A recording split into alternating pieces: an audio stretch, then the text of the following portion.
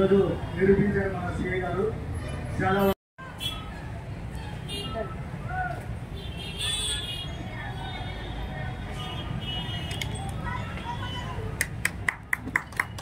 भारत माता के भारत माता के भारत माता के मेरा नाम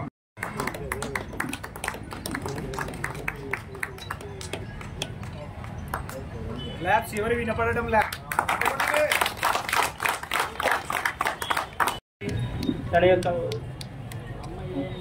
ఆఫీసర్ యొక్క లక్షణాలని ఈ విధంగా మా సార్ చూపిస్తున్నందుకు మాకందరికి రోల్ మోడల్గా ఉన్నటువంటి మా సిఎస్ఆర్ గారికి ధన్యవాదాలు తెలుపుకుంటున్నాము. నేను ఇంత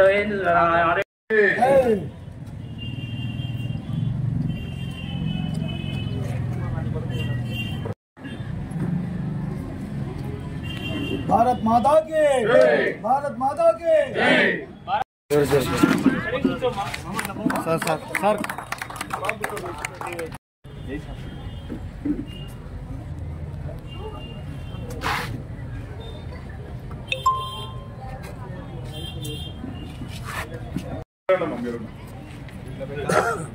వీరతిలకం అంటే అది రోజు ఫేస్బుక్ లో చూస్తా ఉంటే మనిషికి కన్నీళ్ళు ఆగడం లేదు. అలా కష్టపడి ఈరోజు మనందరినీ మన దేశాన్ని కాపాడు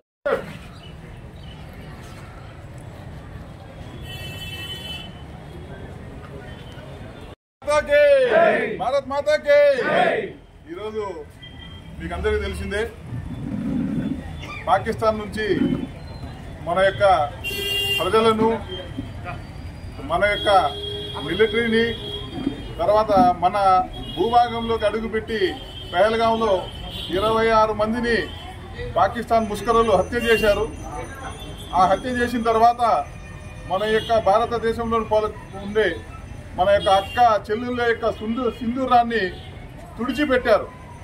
అయితే దానికి ప్రతీకారంగా, అంటే ప్రతీకారం అనేది కాదు, మన హక్కు, పాక్ ఆక్యుపైడ్ కాశ్మీర్ అనేది మన హక్కు మనం సాధించుకునేదానికి మన ప్రధానమంత్రి గారు ఆపరేషన్ సింధూర్ అని పేరిట మనం ఏదైతే భూమి కోల్పోయామో ఆ భూమిని తిరిగి సంపాదించుకునేదానికి సాధారణ ప్రజలకు, పాకిస్తాన్లో ఉండే సాధారణ ప్రజలకు ఎటువంటి ఇబ్బంది కలగకుండా, వాళ్ళ ప్రాణాలకు హాని కలగకుండా కేవలం వాళ్ళ ఉగ్రవాద శిబిరాలు లక్ష్యంగా ఆపరేషన్ సింధూర్ స్టార్ట్ చేశారు.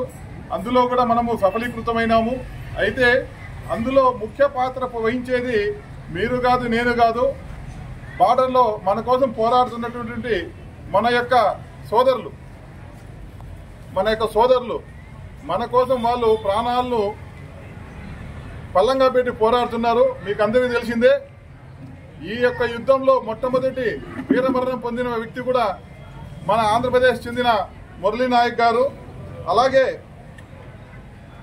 కార్గిల్ యుద్ధం జరిగినప్పుడు కూడా మొట్టమొదటి వీరమరణం మన ఆంధ్రప్రదేశ్ చెందిన సార్జెంట్ రవిప్రసాద్ గారు, ఆయన వీరమరణం పొందారు. కాబట్టి మీరు బార్డర్లో పోరాడుతుంటే మేమంతా మీకు అండగా ఉన్నామని చెప్పి ఈరోజు ఆ బార్డర్లో పోరాడుతున్న సిపాయిలు ఎవరైతే ఉన్నారో వాళ్ళకి అండగా వాళ్ళ యొక్క ఫ్యామిలీ మెంబర్స్ని మనం తీసుకొచ్చి, వాళ్ళ అమ్మ వాళ్ళ తల్లిని తీసుకొచ్చి, వాళ్ళ తండ్రులు తీసుకొచ్చి వాళ్ళకు పోలీస్ శాఖ, మనము కోడుమూరు పట్టణ ప్రజలు అంతా మీకు అండగా ఉంటామని చెప్పి వాళ్ళకు ధైర్యం ఇచ్చేదానికి ఈ యొక్క వీరులను కన్నా తల్లిదండ్రులకు వినమ్ర పాద పూజ అనే ప్రోగ్రాం పెట్టాము. వారికి ఎటువంటి ఇబ్బంది ఉన్నా కూడా వాళ్ళ కొడుకులు అక్కడ ఉంటే మేము వాళ్ళ కొడుకుల్లాగా వాళ్ళకి ఏం సేవ కావాలో చేసేదానికి మేము సిద్ధంగా ఉన్నామని చెప్పి తెలియజేసుకుంటూ ఈ యొక్క అవకాశం ఇచ్చినందుకు అందరికీ ధన్యవాదాలు తెలియజేసుకుంటాను. ఇప్పుడు మా ఎస్ఐ గారు